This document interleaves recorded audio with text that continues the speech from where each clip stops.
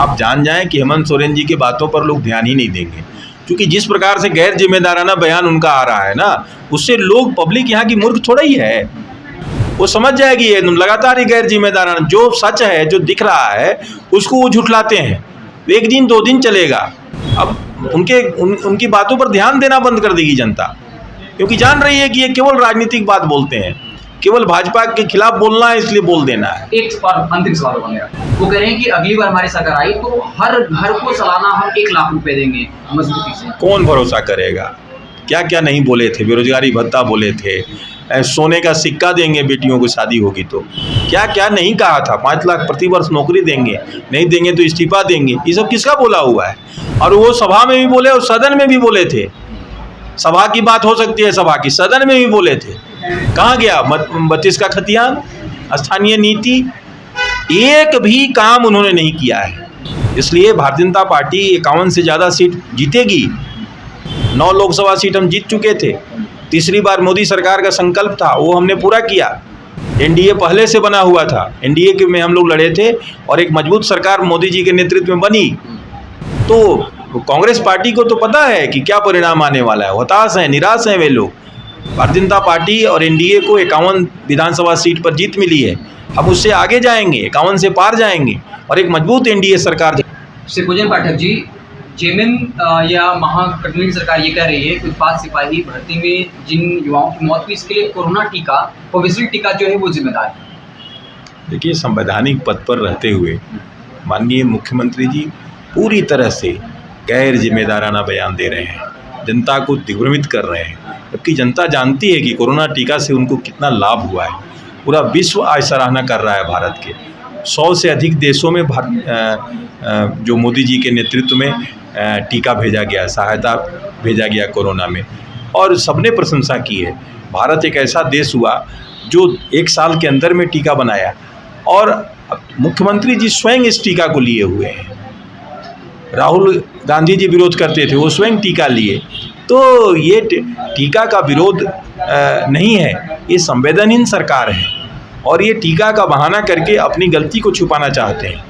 इनकी कुव्यवस्था के कारण अभ्यर्थियों की मौत हुई है, और उससे वो भागना चाहते हैं, अपनी गलती को छुपाना चाहते हैं, और ठिकरा टीका पर फोड़ना चाहते हैं। वो आप लोगों पर साजिश रचने का आरोप लगा रहे, करें कि जांच हो रही है, जल्दी सब कुछ खुलासा होगा, तो सरकार कहना क्या चाह रही है? साजिश कौन रच रहा है ये उनको पता है।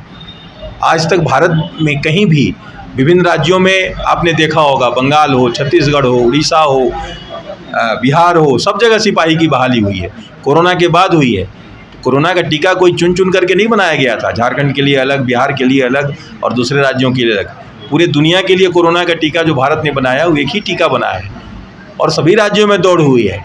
झारखंड में भी अग्निवीर की दौड़ हुई है, यहाँ भी लोग दौड़े हैं, सेना की बहाली हुई है, एक भी दुर्घटना नहीं हुई। क्या वजह रही, आप लोग क्या मानते हैं, क्या वजह रही? केवल सरकार की हड़बड़ी। ये सरकार जल्दीबाजी में है, जाने वाली सरकार है, बूझते हुआ दिया जैसे ज़्यादा भभकता है ना, वो स्थिति है। जल्दी जल्दी सब कुछ चाहते हैं कि हम अपने रिकॉर्ड में दर्ज करा लें कि हमने बहाली की।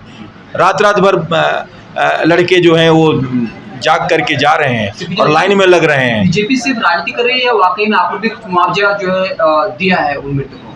नहीं, भारतीय जनता पार्टी ने विपक्ष के नाते इस पर सरकार का विरोध भी किया है। हमने उसके हर पहलू का विरोध किया और सरकार से मांग की है कि इसकी जांच हो और सहायता दी जाए, 50 लाख की मुआवजा राशि दी जाए।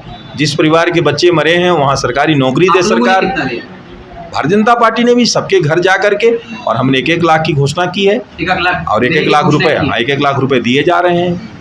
अगला सवाल ये होगा, कांग्रेस जो है ये कह रही है कि 2024 के लोकसभा चुनाव में जो हश्र बीजेपी का हुआ, वही हश्र आप लोग का विधानसभा चुनाव में होना चाहिए, जितना जोर आप लगा लीजिए। उनको 2024 लोकसभा का चुनाव परिणाम मालूम है, वो अच्छी बात कह रहे हैं, और उससे भी अच्छा होगा।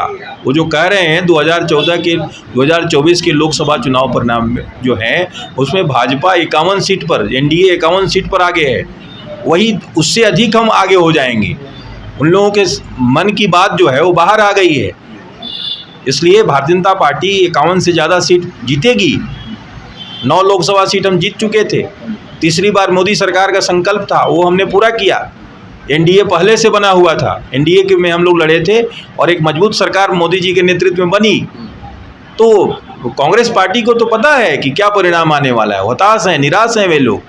भारतीय जनता पार्टी और एनडीए को 51 विधानसभा सीट पर जीत मिली है, हम उससे आगे जाएंगे, 51 से पार जाएंगे और एक मजबूत एनडीए सरकार झारखंड में बनाएंगे। सवाल से पूछा जी, बांग्लादेशी घुसपैठ आप एक बड़ा मुद्दा बना रहे हैं, हाईकोर्ट में सुनवाई हुई है और तमाम जो डीसी है संथाल परगना के 6 जिले, उन्होंने कहा कि बांग्लादेशी घुसपैठ नहीं हुआ है। तो अब आगे आप लोग का क्या स्टैंड होगा, किस तरीके से इसको आप लोग मुद्दा बनाने हैं? देखिए, मामला न्यायालय में है, न्यायालय इस पर अच्छा पहल है न्यायालय का और जो निर्देश दिए हैं, अब मुझे लगता है कि ये सरकार को देना पड़ेगा। उसने कहा है कि आप बताएं कि कितने घुसपैठिए हैं और ये जो छिपाना चाहते थे, अब इनकी पोल खुल गई है, अब इनको बताना पड़ेगा। और अगर नहीं बताएंगे और कहीं भरे पड़े हैं घुसपैठिए, कई जगहों पर प्रमाण है, वो यहाँ के बेटियों के साथ शादी करके ज़मीन उनके छीने हैं, मुखिया बने हुए हैं, सब कुछ है, तो मालूम है यहाँ, इसलिए उनको हर हाल में बताना पड़ेगा।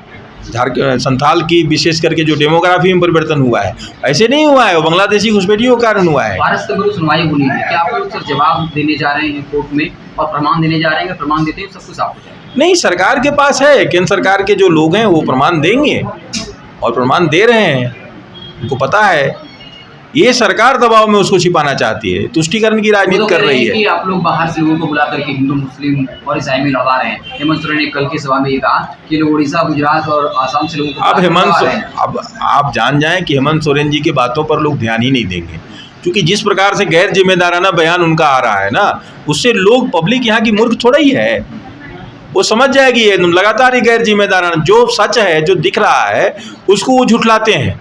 एक दिन 2 दिन चलेगा, अब उनकी बातों पर ध्यान देना बंद कर देगी जनता, क्योंकि जान रही है कि ये केवल राजनीतिक बात बोलते हैं, केवल भाजपा के खिलाफ बोलना है, इसलिए बोल देना है। एक और अंतिम सवाल होगा मेरा, वो कह रहे हैं कि अगली बार हमारी सरकार आई तो हर घर को सालाना हम 1 लाख रुपए देंगे मजबूती से। कौन भरोसा करेगा?